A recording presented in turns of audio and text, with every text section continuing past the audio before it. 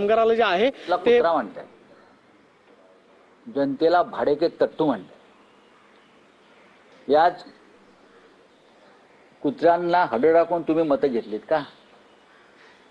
आणि या जे भाडेके तट्टू आहेत, या भाडेके तट्टूंना विकत घेऊन तुम्ही सत्तेवर आलात का? देवेंद्र फडणवीस हे एखाद्या सुलतानासारखे वागतायत. सुलतान, मोगल काळातले सुलतान असे वागायचे.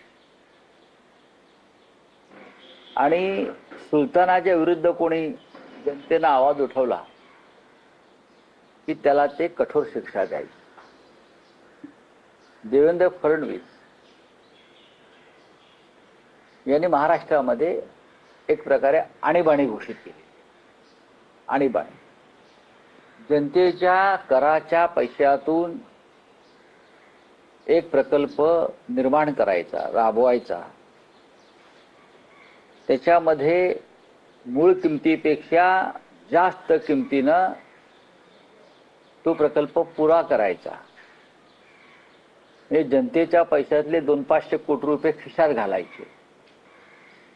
मग त्या प्रकल्पाचा गाजावाजा करायचा, टीव्हीचे कॅमेरे लावायचे, आमच्यासारखं कोणीच नाही असं सांगायचं, आणि आम्ही नसतो तर प्रकल्प झालाच नसता वगैरे निवेदनं करायची, जनतेला मूर्ख बनवायचं.